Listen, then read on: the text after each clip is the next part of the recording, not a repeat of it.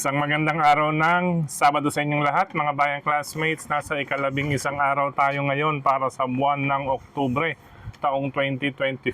Habol po tayo para sa ating giya na magsisimula sa ganap na alas 4 ng hapon. Okay po, ika-4 ng hapon po ang start ng ating paglilibang ngayong araw ng Saturday. At ngayong araw po ay unang araw para sa ika-13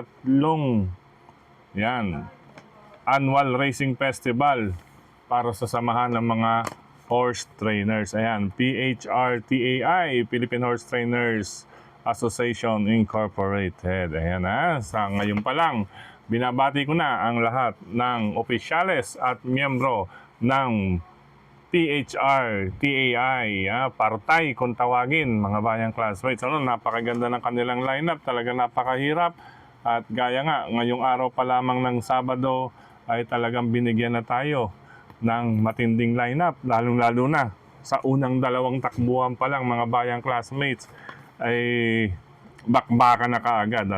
Kaya pagdating sa takilya po, iniuuna ko na, kayo pa rin po ang masusunod kung sino-sino ang inyong isasama sa listahan. Okay po. Diretso na tayo para sa ating mga giya, mga bayang classmates.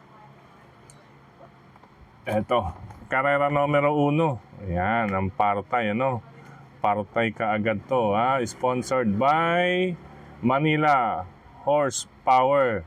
Ayan, partay Manila Horsepower Trophy Race. Ayan, siyempre, mabuhay. Binabati natin ang lahat ng officials at members ng MHP. Hello po sa inyong lahat. Happy racing sa inyong lahat, MHP. Okay po, sa karera numero 1, ang aking mga pamilyan dito. Etong number 9, Club Havana with Christian Lauron Advincula. Simple lamang po ang dahilan dahil po aumento. At latest track record niya ay 1 minute 24.8 mula sa 1 minute 25.2, 1 minute 25.8 at 1 minute 26.6. Ayan po, kaya siya po ang aking iuna bahagya na pamilian dito sa race number 1. Pero napakakalat, mga bayang classmates, kung titignan ninyo, ayan, nasa 1 minute 25, 26 ang karamihan sa kanila. May 127 din po, pero hindi pwedeng baliwalain dahil talaga nakikisali rin po sila.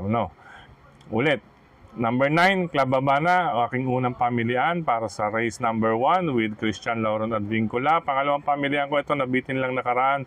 Number 2, Coming Early with Mark Gonzalez. Ayan, nasa paboritong posisyon. Malapit sa tabing balya, abang-abang lang dito si Mark at baka makaksilip ng butas na madaraanan. Sa gawing loob. Tingin ko sa position niyang yan, maganda na ang panggagalingan dito ni Coming Early. Kaya isa po yan sa contender para sa race number 1. Ang pangatlong pamilya natin, ito na rin, si High Dollar. Katabi niya, sa gawing kaliwa niya, number 1, High Dollar with Mark Alvarez, mga bayang classmates. May dalawang 1 minute 25.6 sa katawan sa huling 4 na itinakbo or track records. Ito pong 2K ay 2,000 meters po yan. Medyo malakas na karera po iyon. Kaya hindi po natin pwedeng baliwalain nito si number 1, High Dollar. Ulitin ko po, para sa karera numero 1, start ng winner take all covers races 1 to 7, 9, Club Havana 2, Coming Early 1, High Dollar. Idagdag lamang po kung may iba pa kayong kursunado at mabalitaan sa karerang iyan sa unang puntusan ng larong winner take all. Race number 2 para naman sa Pick 6 covers races 2 to 7 tayo, mga bayang classmates. Ito po ang part-time Philippine Jockey Club Trophy Race. Ayan, PJC po ang may sponsor dito, mga bayang classmates. Sa karerang ito, mahigpitan din po ang laban. Ayan, may mga letter B, parang kanta lang, letter B. Maunahan, ibig sabihin may angking tunin po. At ito namang may mga check, maaaring rumimate. Itong hindi natin na sayaran isa't isa po, makibalitan na lamang po. Mga bayang classmates. Anyway, anybody's race nga po. Itong start ng Pick 6, covers races 2 to 7. Ang aking mga pamilya naging 4. Ayan, bagamat 4, talagang bakbakan talaga to race number 1 and race number 2. Number 2, Diamond Power with Jonathan Basco Hernandez. Malapit sa tabing balya. Isa sa mga nasa harapan nito, mga bayang classmates. Batid naman po natin pag mga banderista, kayang-kayang mag-rate ni Jonathan Basco Hernandez. At siyempre, lahat ng kanto nasa kanya. Ano po? Kumbaga, kahit may lucha, baka sakaling makalusot dahil may 1 minute 27 din po ito sa katawan. Bandang gitna, no? Dalawang 1 minute 27.4. Pangalawang pamilya ang galing sa panalo, Mythic Layla. Ayan, paumento po ang kanyang takbo from 1 minute 24, naging 1 minute 26.2. Ganda ng remate nito, tabing balya rin. Ako, iyan lamang po ang susi. Malapit sa tabing balya makapagparemate or may madaanan na maganda itong si Mythic Layla. Nasasakyan pa rin ni Jen Jonathan Huco. Ano po? Pangatlong pamilya at pangapat, mga remate rin. Number 8, Super Majority with Christian Lauron Advincula. Aba, Lauron Advincula, pwede kaya ito? Anyway, tingnan natin mga bayang classmates. Lagyan na lamang din po yung mga mahilig sa pompiang hinete, pompiang numero or tambalang honor. Ano po? Number 8, Super Majority, Christian Lauron Advincula. Medyo dihado pa po ito rito pero hindi pa uhuli base sa track record. Ang pangapat natin, isang dihado rin. Number 7, Captain Bob with O'Neil Cortez. Ayan, may dalawang 1 minute 27 din po iyan sa katawan, mga bayang classmates. Kaya napakaganda talagang laban itong karera numero 2. Anybody's race, panigurado may mapapatayo sa inyo sa kinauupuan. Ano po, Huwag lamang masyadong sisigaw at baka may tumalsik. Okay po. 2-10-8-7 para sa race number 2. Good luck, bayang classmates. Race number 3 tayo para sa pick 5, covers races 3 to 7. Ayan covers 3 to 7. Part type, Sir Patrick Uy, trophy race. Ayan, sponsored by Mr. Patrick Uy. Para sa race number 3, pick 5, covers races 3 to 7. Ayan, natapat. 3 and 7 ang ating pamilya. Number 3, Nards 23. Now with Jeff Bakaykay, mga bayang classmates. Tingin ko kung ipaplakda ulit nasa 1 minute 27 point something. Kaya nito ni Nards 23 dito. Magbibigay ng laban para sa akin itong galing sa panalo na may 1 minute 27.2. Actually, meron din po siyang panalo na 1 minute 27.6. Yun lamang ay nag-umento. Kaya hindi pa uhuli po ito. Number 7, Malabon King. Laban kay Nards 23 na kalahok numero 3. Ayan po 3 and 7 para sa start ng pick 5. Race number 3. Good luck, mga bayang classmates. Race number 4 po tayo para sa pick 4, covers races 4 to 7. Sa karerang ito, yan, punuan din, halos punuan din, 12 karera, 12 tatakbo, 12 entries.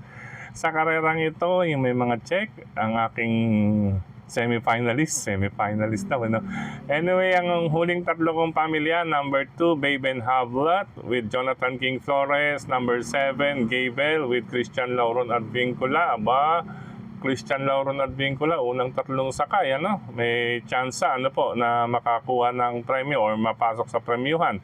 Pangatlong pamilya, number 12, Andy Byrne with Jigger Paano. Magandang post position ni number 12, Andy Byrne. Pagpasok, siguradong andong kaagad sa pwestuhang paglabas.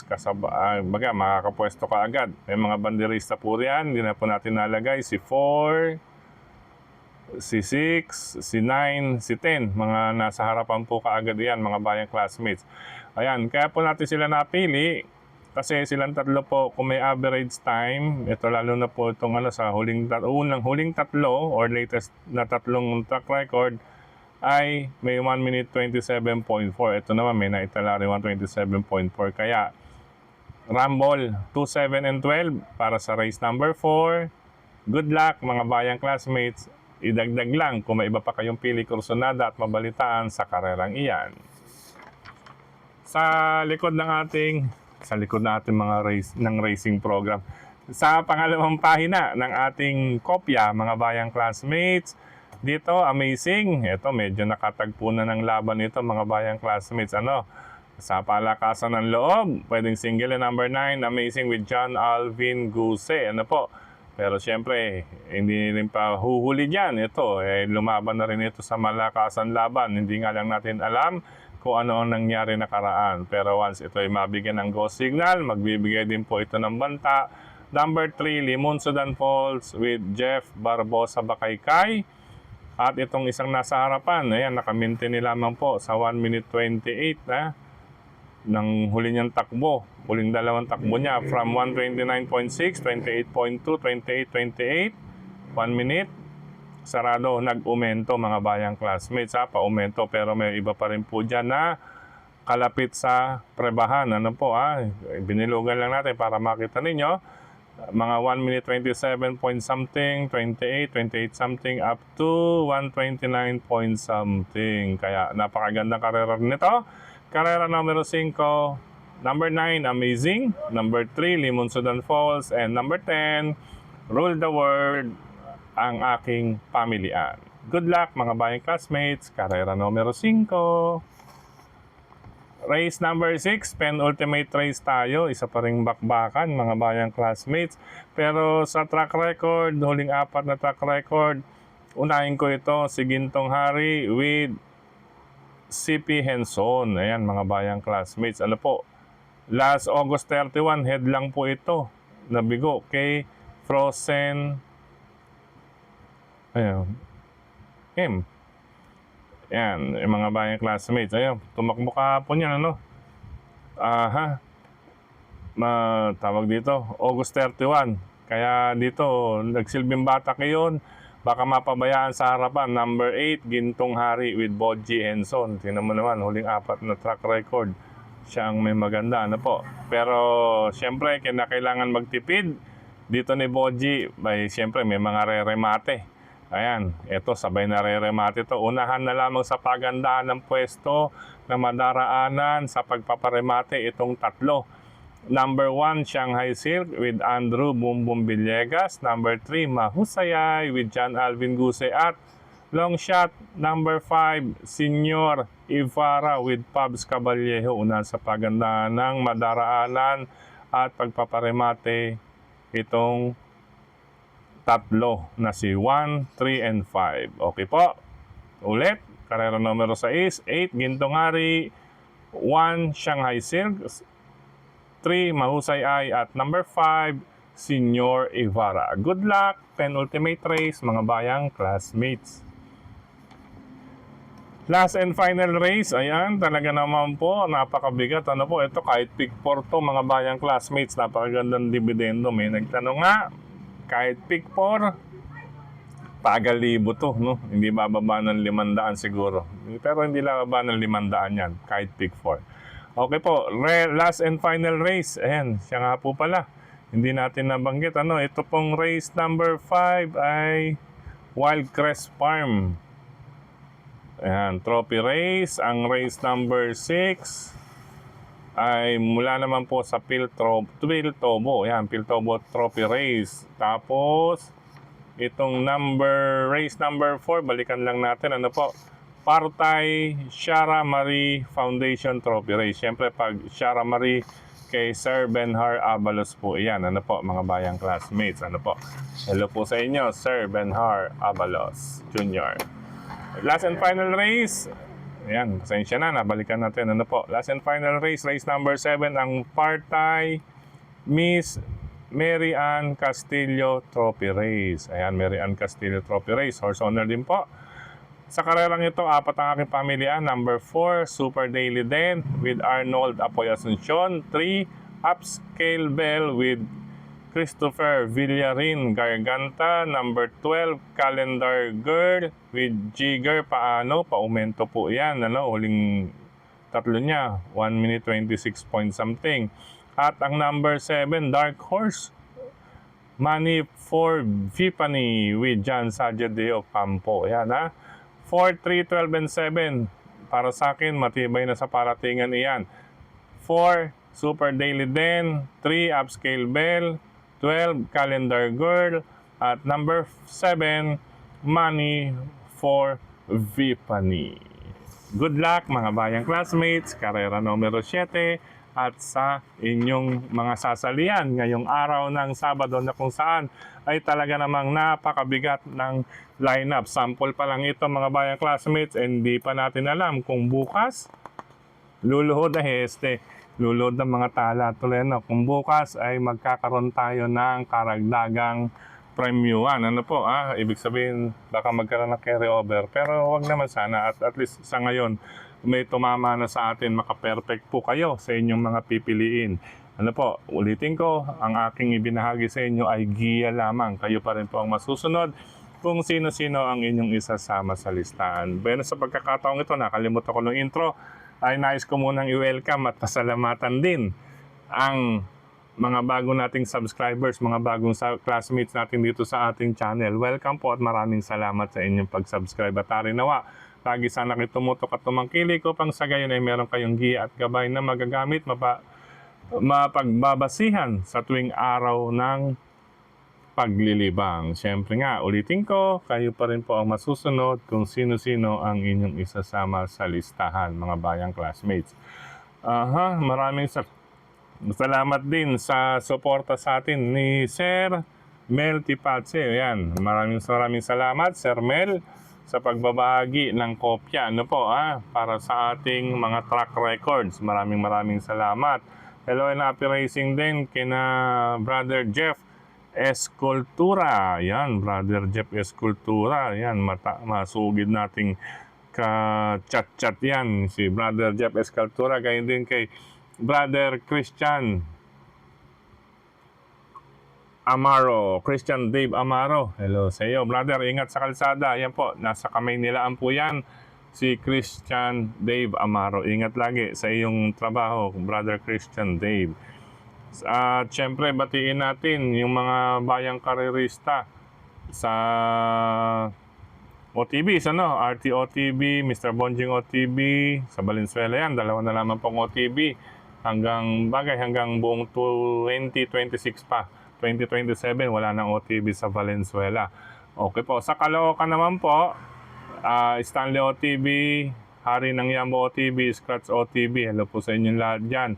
At syempre, nandun sa may McDonald's, may OTB na rin po ulit doon. Ano po, hindi mo natin alam ang pangalan. At syempre, sa Banal OTB, dulo ng 6th Avenue, pero kanto na po iyan ng A. Bonifacio Avenue. Hello po sa inyong lahat dyan sa Banal OTB. Speaking of Quezon City, syempre, Cafe Retiro OTB, at syempre, ang Ping Ping Lechon Restaurant OTB. Yan, ni Sir Cap Maka Chua at ni Sir Bong Chua. Hello po sa inyo dyan, Sir Cap. At syempre sa lahat ng bayang karerista na dyan sa Ping Ping Lechon Restaurant and OTB. Syempre nandyan palagi sina Brother Gary, Brother Yetket, Brother Edgar, Sir Roger. At syempre Tukayong John at John, si Kamon, ayan, si Kamar, para yung M.